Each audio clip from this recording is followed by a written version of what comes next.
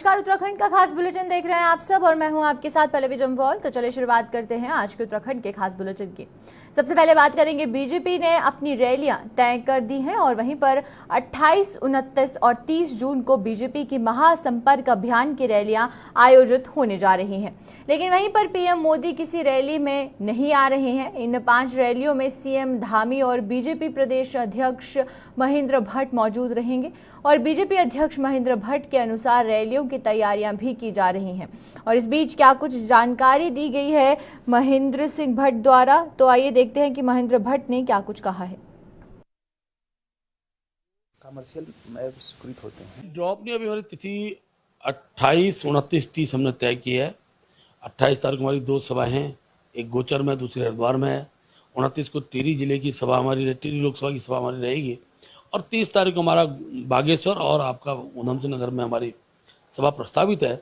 हमने तिथियां दे दी हैं, केंद्र से नेता निश्चित रूप से आएंगे, लेकिन माननीय मुख्यमंत्री का कार्यक्रम 5 लोकसभाओं में उनकी सभा का रहेगा। मैं भी साथ में, मुख्यमंत्री साथ में भी, मेरा भी रहेगा। तो बीजेपी प्रदेश अध्यक्ष महेंद्र भट्ट ने जानकारी दी है कि ये जो रैलियां होने जा रही है उत्तराखंड में, इसको लेकर तैयारियां क्या कुछ की गई हैं। तो चलिए आइए तमाम जानकारी के लिए हमारे साथ यहाँ पर धनराज जुड़ चुके हैं, तो धनराज से जानते हैं। धनराज, आपसे पहले तो जानना चाहेंगे कि महासंपर्क रैलियों की बात करेंगे तो महासंपर्क रैलियों को लेकर किस तरीके से इंतजाम पहले तो भाजपा के कार्यकर्ताओं द्वारा किए जा रहे हैं उत्तराखंड में। निशाने वाली बात यहाँ पर कहावत जो है सही होती हुई नजर आती है, क्योंकि एक और तो प्रधानमंत्री नरेंद्र मोदी के 9 साल पूरे हुए हैं और दूसरी ओर 2024 का चुनाव नजदीक है। तो कहीं ना कहीं बीजेपी एक फिर से 2 निशाने साधने की कोशिश यहाँ पर कर रही है और जिसके तहत बीजेपी की तरफ से महाजनसंपर्क अभियान चलाया जा रहा है। और लगातार आप देख भी रहे होंगे कि जो बड़े नेता है, चाहे वो सांसदों की बात करें या विधायकों की बात करें, तमाम क्षेत्रों में प्रेस कॉन्फ्रेंस कर रहे हैं और तमाम जनता से जनसंपर्क अभियान भी चला रहे हैं, क्योंकि कहीं ना कहीं मुख्यमंत्री धामी का भी ध्येय है कि जो सरकार द्वारा योजना चलाई जा रही है, चाहे वो केंद्र सरकार की योजना है या फिर प्रदेश सरकार की योजना है, वो अंतिम तौर पर बैठे हुए व्यक्ति तक वो योजनाएं पहुंचनी चाहिए और उन योजनाओं का प्रचार प्रसार करने के लिए तो बीजेपी के कार्यकर्ता है और लगातार कार्य कर रहे हैं। और आप देख रहे हैं कि लगातार जो बीजेपी के बड़े नेता है वो जनता के बीच जा रहे हैं और सरकार द्वारा चलाई जा रही योजना के बारे में जनता को बता रहे हैं। चाहेंगे धनराज की इस रैली में बीजेपी के कौन से बड़े बड़े नाम हैं जो कि सामने आए हैं जो इन रैलियों में शामिल होंगे, और खासकर बात करें अगर 2024 की इलेक्शंस की, तो बड़े चेहरे उतारना जरूरी है भाजपा के लिए इन रैलियों में। बिल्कुल पल्लवी, देखिए 2024 की तैयारी में अभी से ही बीजेपी जुट चुकी है, क्योंकि 2024 का इलेक्शन होने में कोई ज्यादा समय नहीं है, थोड़ा ही समय बाकी है और उसकी पूरी तैयारियां बीजेपी की तरफ से की जा रही है। क्योंकि बड़े जो नेता हैं बीजेपी के, वो लगातार जनता से संपर्क साधते हुए नजर आ रहे हैं। चाहे हम सांसदों की बात करें या केंद्रीय मंत्रियों की बात करें, आपने देखा होगा कि हाल ही में राजनाथ उत्तराखंड आए थे और वो भी कहीं ना कहीं देवभूमि में आकर एक तरीके से कहा जाए कि जो सैनिक है या पूर्व सैनिक है उनसे उन्होंने संपर्क साधा था। तो कहीं ना कहीं सैनिकों को साधने की कोशिश राजनाथ ने की थी और इसी तरीके से सभी वर्ग के लोग, चाहे वो केंद्रीय मंत्री हो या फिर सांसद हो, हर तरह के वर्ग को साधने की कोशिश यहाँ पर करते हुए नजर आ रहे हैं। आपसे धनराज ये रहेगा मेरा कि जिस तरीके से रैलियां की जा रही हैं और जो रूलिंग पार्टी है वो कोशिश कर रहा है कि लोगों तक पहुंचाया जाए, और जिस तरीके से इस रैली को महासंपर्क रैली भी कहा गया है, तो इस बीच विपक्ष की बात करते हैं तो विपक्ष का क्या कुछ प्रतिक्रियाएं हैं इस पर।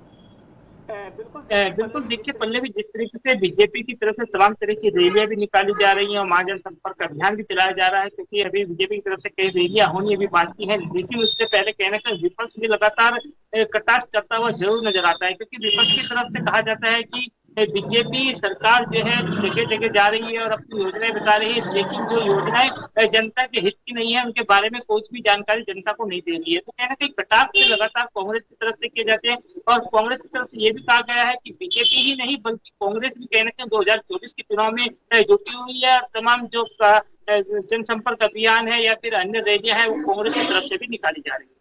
बहुत बहुत शुक्रिया इस खबर पर तमाम जानकारी देने के लिए धनराज। आप इसी तरीके से हमारे साथ बने रहिए। तो चलिए आइए अब महारैली के बाद जो है वो दूसरी खबर की तरफ रुख करते हैं और बात करेंगे केदारनाथ की। केदारनाथ की जिस तरीके से आपको पूरी जानकारी दे दे कि केदारनाथ में घोड़े खच्चर के साथ अमानवीय काम किया जा रहा है। कई वीडियो भी इस दौरान सामने आई हैं, जहां की ऐसे में प्रदेश के पशुपालन मंत्री सौरभ बहुगुणा के अनुसार सरकार इसको लेकर पूरी तरह से संजीदा है और उसके अनुसार ये भी बताया जा रहा है कि उनका कहना है कि उनके द्वारा लगातार अमान्य काम करने वालों के खिलाफ मुकदमे दर्ज कर लिए गए हैं और उनके अनुसार 300 घोड़ों को हमारे द्वारा यात्रा से ब्लॉक भी कर दिया गया है।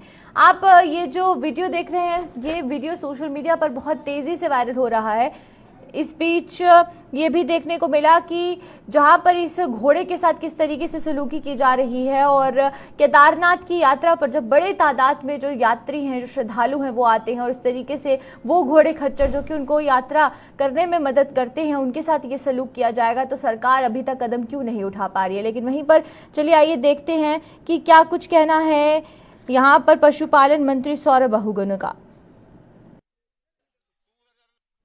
वहाँ पे लगभग 10,000 घोड़े इस वक्त ऑपरेट कर रहे हैं और मैं लगातार दूसरी बार गौरीकुंड से लेके जंगल चट्टी तक मैंने उस दिन ट्रैक भी किया, घोड़े पर से जंगल चट्टी तक व्यवस्थाएं देखने गया था। वहाँ पे सही बात है, कुछ ऑफ एंड ऑन वीडियोस आ जा रही हैं कि जिसमें घोड़ों के साथ क्रूरता करी जा रही है, घोड़ों के मालिकों द्वारा या ऑपरेटर के द्वारा। सरकार इसको बहुत ही सख्त तरीके से देखती है। हमने अभी तक 14 FIR करी हैं क्रूरता की। हमने लगभग 300 घोड़ों को यात्रा रूट से ब्लॉक किया है और हमने 201 चालान किए हैं घोड़े खच्चर मालिकों के ऊपर क्रूरता के अगेंस्ट। तो लगातार कोशिश है हमारी कि जो पशु क्रूरता हो रही है उसको रोका जाए। मेरा आपके सभी चैनलों के माध्यम से निवेदन भी है जनता से और जितने भी इस इंटरव्यू को सुन रहे होंगे कि घर पे बैठ के एक ट्वीट कर देना बहुत आसान है।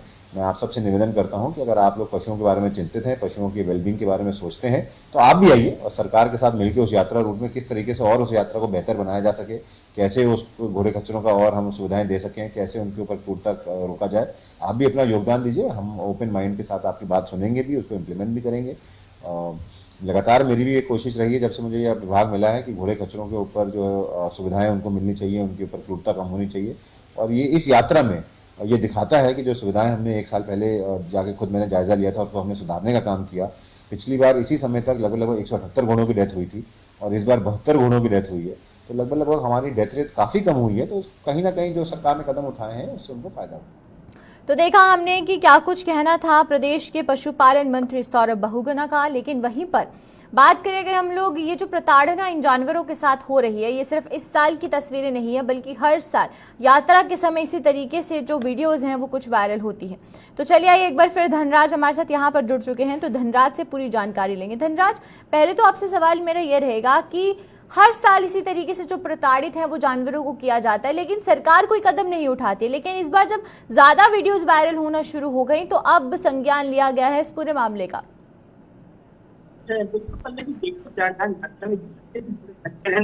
स्टेशन कराया जाता है, उसके माध्यम से पता होता है कि आखिर कौन चला रहे हैं। तो कहीं ना कहीं इस तरह की वीडियो लगातार वायरल हो रही हैं और मानवीय नृत्य कहीं ना कहीं घोड़े खच्चरों के साथ किया जा रहा है। इस पर सरकार जरूर संजीदा हुई है, क्योंकि वीडियो वायरल होने के बाद कहीं ना कहीं जो पशुपालन मंत्री हैं सौरभ बहुगुणा, उन्होंने कहा है कि सरकार इसके लिए संजीदा है और ऐसे लोगों के खिलाफ मुकदमा भी दर्ज किया गया है। लेकिन जिस तरीके से देखा जाए कि लगातार इस तरह की वीडियो जो होती है कहीं ना कहीं एक तरीके से 4 धाम यात्रा में एक कहा जाए कि एक अच्छा मैसेज नहीं जाता है जनता के बीच, क्योंकि इस तरह की वीडियो जब वायरल होती है तो कहीं ना कहीं एक धूमिल छवि जरूर होती है 4 धाम यात्रा की।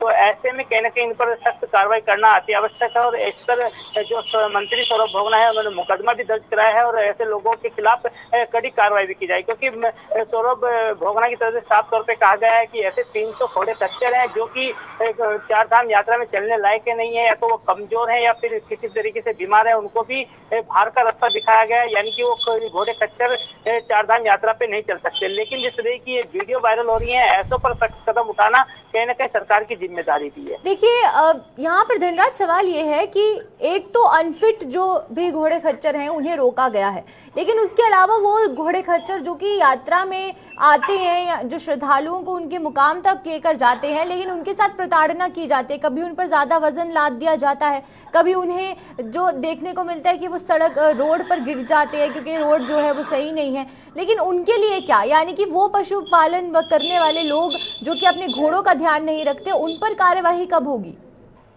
बिल्कुल, देखिए पल्लवी, कहीं ना कहीं ये पशु क्रूरता का मामला निकल कर सामने आता है, क्योंकि जो ऐसे घोड़े खच्चर हैं कि जिनके ऊपर अधिक वजन लाद दिया जाता है या फिर वो बीमार है, वो चल नहीं पाते हैं, तो ऐसे घोड़ों पर कहीं ना कहीं एक तरीके से कहा जाए कि पशु क्रूरता उसको कहा जा सकता है, क्योंकि जो व्यक्ति वहाँ पर घोड़े खच्चर चलाते हैं वो इस तरीके कृत्य वहाँ पर करते हैं। अधिक कमाई करने के चक्कर में वो कहीं ना कहीं अपने जो बीमार घोड़े हैं उनको भी दौड़ाते हैं, लेकिन ऐसे में जब वो बीमार घोड़े कहीं ना कहीं उल्टे मुंह गिर जाते हैं, यानी कि उनकी मौत तक हो जाती है, तो उसके बाद सरकार जागती है।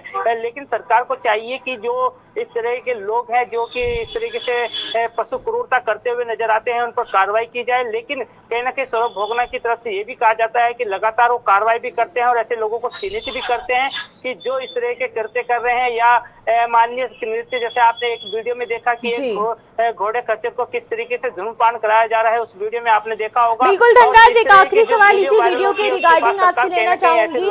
धनराज, आप तक मेरी आवाज पहुंच रही है? मुकदमे तक दर्ज कराती है। बिल्कुल धनराज, एक आखिरी सवाल जो है वो इस वीडियो के लिए लेना चाहूंगी। ये जो वीडियो में शख्स नजर आ रहा है, क्या इस पर कोई कार्यवाही हुई है अभी तक? बिल्कुल, देखिए पल्लवी, जो मंत्री हैं पशुपालन मंत्री सौरभ भोगना, उन्होंने साफ तौर पे कहा है कि इस व्यक्ति पर जो वीडियो में दिखाई दे रहा है, इस पर मुकदमा दर्ज किया गया है और जल्दी इसको गिरफ्तार कर जेल भी भेजा जाएगा। और ऐसे आगे के लिए भी उन्होंने कहा है कि ऐसे लोगों को सबक सिखाना जरूरी होगा जो इस तरह के कृत्य करते हैं, क्योंकि पशुओं के साथ इस तरीके से कृत्य करना कहीं ना कहीं एक तरह से कहा जाए कि बहुत गलत कहा जा सकता है, और ऐसे लोगों के खिलाफ कड़ी से कड़ी कार्रवाई होनी जरूरी है। बिल्कुल, चलिए बहुत बहुत शुक्रिया आपका धनराज तमाम जानकारी देने के लिए। तो ये थे हमारे साथ धनराज गर्ग, और वहीं पर हमें देखने को मिला कि ये वीडियो सोशल मीडिया पर पिछले कुछ दिनों से काफी ज्यादा वायरल हो रहा है। एक व्यक्ति अपने घोड़े को सिगरेट पिलाता हुआ नजर आ रहा है, जिसके बाद से जब इस वीडियो को सरकार तक ये वीडियो पहुंची तो अब इस व्यक्ति पर कार्यवाही होना तय है, क्योंकि मुकदमा दर्ज हो गया है और आगे इस व्यक्ति को गिरफ्तार करने के लिए इसे ढूंढा जा रहा है।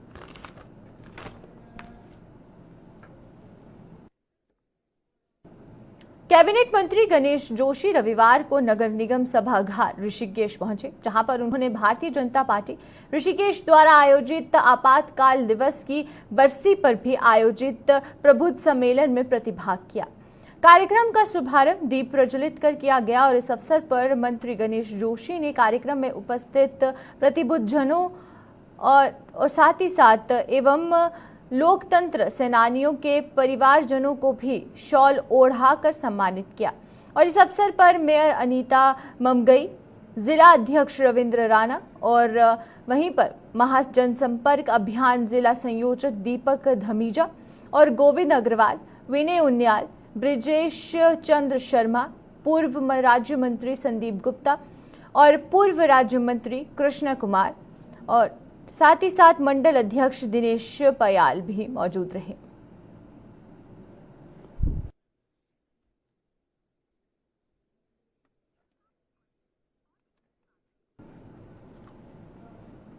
अंतर्राष्ट्रीय मादक पदार्थ निषेध दिवस के अवसर पर स्वास्थ्य सचिव डॉक्टर आर राजेश कुमार ने स्वास्थ्य महानिदेशालय में स्वास्थ्य विभाग के अधिकारियों व कर्मचारियों को नशा मुक्ति पर शपथ दिलाई।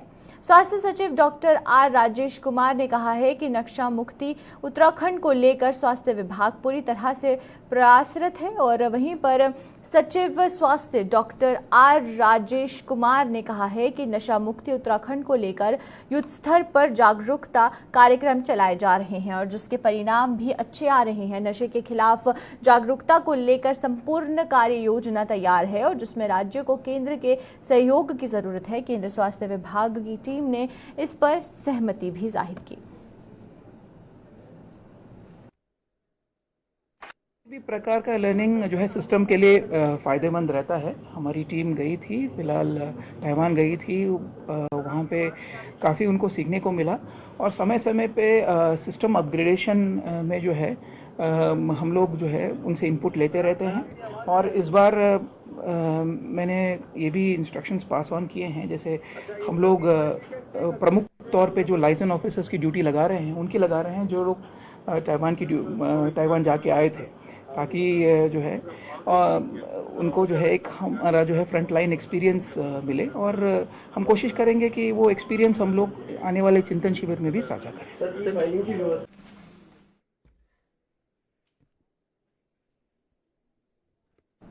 जल संरक्षण के लिए MDDA hotel, mall, group housing से लेकर सभी बड़े भवनों में रेन वाटर हार्वेस्टिंग के उपाय की जांच करेगा। वहीं पर प्राधिकरण के उपाध्यक्ष तिवारी ने बताया है कि जहां भी बारिश के पानी के संरक्षण के उपाय नहीं पाए जाते हैं, वहां पर नोटिस के साथ जुर्माना लगाया जाएगा। उन्होंने कहा कि इस प्रकार के भवनों में वर्षा जल के संरक्षण के लिए उपाय करना अनिवार्य है। वहीं पर जिन भवन निर्माताओं को मानचित्र के रूफटॉप सोलर पैनल दर्शाया है लेकिन उसका निर्माण नहीं किया है, तो उन पर भी कार्यवाही की जाएगी। देखिए, माननीय मंत्री जी द्वारा अभी विगत दिनों जो बैठक की गई थी जल संस्थान, जल निगम और पेयजल विभाग की, तो उसमें उन्होंने बहुत स्पष्ट निर्देश दिया था कि जल संरक्षण और संवर्धन के उपाय किए जाएं। जो नदियां सूख गई हैं उनको पुनर्जीवित करने के लिए नदी पुनर्जीवन बोर्ड भी बनाने के लिए उन्होंने कहा कि बोर्ड या प्राधिकरण जो भी स्थिति हो बनाई जाए और नदियों को जो पुनर्जीवन दिया जाए ताकि वो सदा नीरा हो सकें। इसके अलावा प्राधिकरण स्तर पर हमने जल संरक्षण के उपाय किए हैं और उसको जल संवर्धन कैसे करें उसका भी उपाय किया है।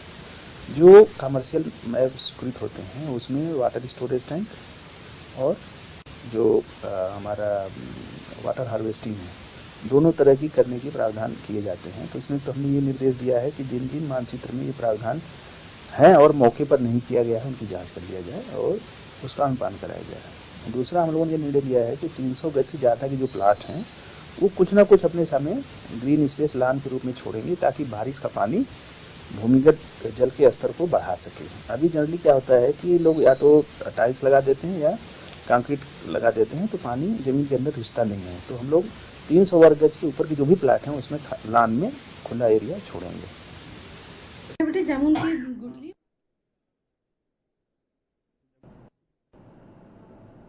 उप जिलाधिकारी जसपुर सीमा विश्वकर्मा ने बताया है कि कुछ दिन पहले ही पतरामपुर में भी अतिक्रमण की कार्यवाही की गई थी, जिसमें कि लोगों की शिकायत थी कि अभी तक खसरा संख्या 287 पर अतिक्रमण की कार्यवाही की गई है और लेकिन राजस्व विभाग द्वारा 290 खसरा संख्या तोड़ा गया है और जिसमें कि जिलाधिकारी के पास शिकायत भी की गई थी और उसी पर जांच के लिए अपर जिलाधिकारी मौके पर आए थे और पुनः सीमांकन किया गया, जिसमें कि चक्रोड़ मार्ग को नापा गया, जिसमें कुछ चेंज किए गए हैं।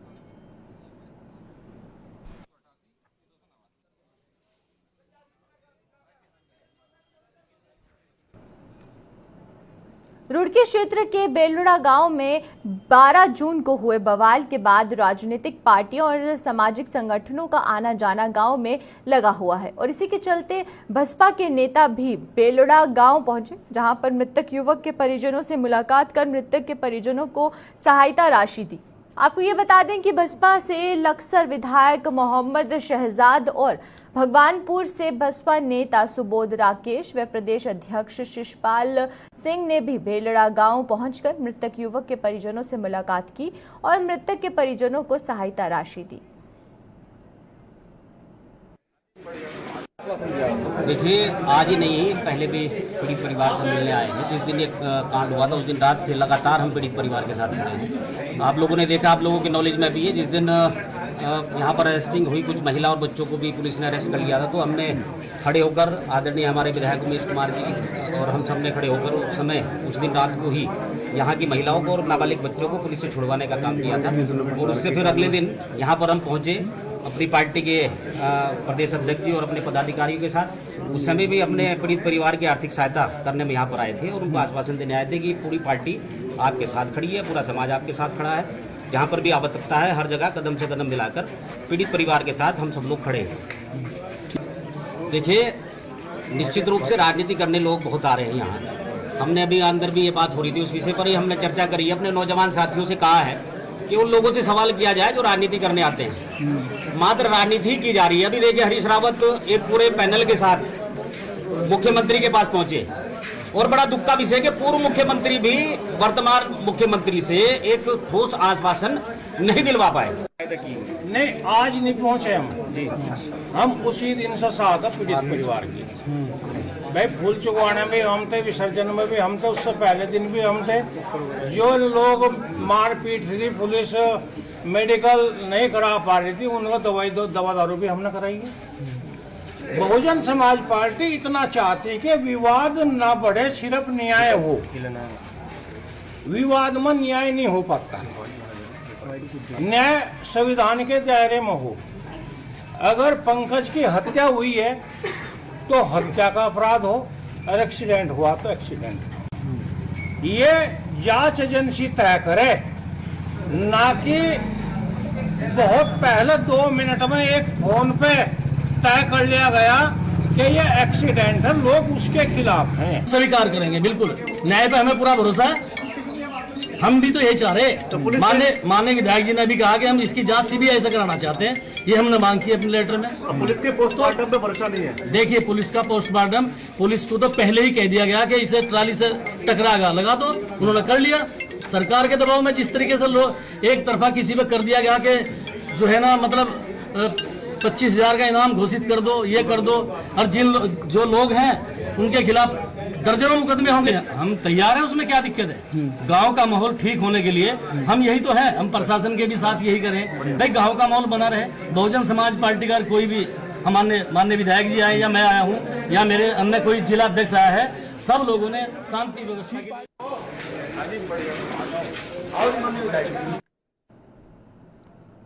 अल्मोड़ा जिले के रानीखेत तहसील में छावनी परिषद से सिविल एरिया को हटाकर सनीखेत चलियानोला नगर पालिका परिषद में शामिल करने की मांग को लेकर रानीखेत विकास संघर्ष समिति ने नगर में जुलूस निकाला। कैंट से आज़ादी 2 के नारे लगाते हुए अपनी मांग को बुलंद किया और वहीं पर जुलूस में बड़ी संख्या में स्थानीय नागरिक शामिल हुए। छावनी परिषद के सिविल एरिया रानीखेत चिलियानोला में भी नगर पालिका परिषद ने शामिल करने को लेकर स्थानीय लोगों की रानीखेत विकास संघर्ष समिति ने धरना स्थल गांधी पार्क में एकत्रित हुए।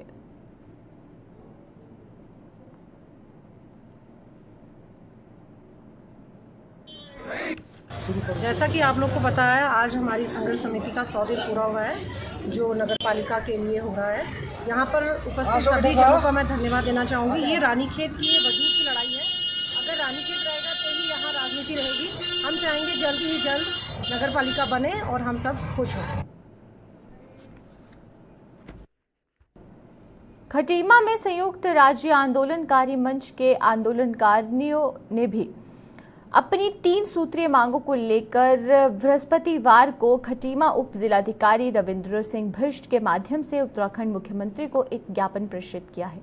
और वहीं पर इसे पूर्व राज्य आंदोलनकारियों के कई मांगों को पूरा करने हेतु मुख्यमंत्री पुष्कर सिंह धामी का ज्ञापन में आभार व्यक्त किया गया। और वहीं पर आज सौंपे गए ज्ञापन में संयुक्त राज्य आंदोलनकारियों ने मंच के माध्यम से अपनी 3 प्रमुख मांगों को 10% शेजित आरक्षण बहाल करने और सम्मानजनक पेंशन देने की भी के साथ साथ लोकतंत्र सेनानियों की तर्ज पर उत्तराखंड आंदोलनकारियों की भी राज्य निर्माण में सेनानी का दर्जा दिए जाने तथा वास्तविक वंचित आंदोलनकारियों को चिन्हित किए जाने हेतु मुख्यमंत्री पुष्कर सिंह धामी से गुहार लगाई है।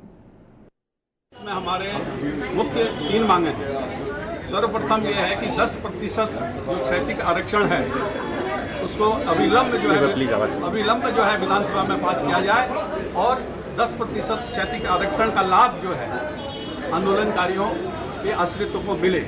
नंबर 2, जो सम्मान निधि आंदोलनकारी को मिलती है ये सम्मान निधि बढ़ाई जाए। और नंबर 3 जो मुद्दा है वो हमारे कई साथी अभी चिन्हीकरण के लिए रह गए हैं, अति शीघ्र उनका चिन्हीकरण का कार्य शुरू हो जाए। और हमें माननीय मुख्यमंत्री पुष्कर सिंह धामी जी से पूरी उम्मीदें हैं। वो आंदोलनकारियों के प्रति अति संवेदनशील हैं, क्योंकि खटीमा में देखिए इतना बड़ा आंदोलन स्थल, ये शहीद स्थल उन्होंने बनाया और पिछले बार सम्मान निधि बढ़ाने की बात की, वो भी उन्होंने बढ़ाई। अति संवेदनशील है। हमें पूरी उम्मीद है माननीय पुष्कर सिंह धामी जी से कि हमारी मांगों को पूरा करेंगे। तो चलिए अब तक की उत्तराखंड की खास खबरों में फिलहाल इतना ही। मुझे दीजिए इजाजत। नमस्कार।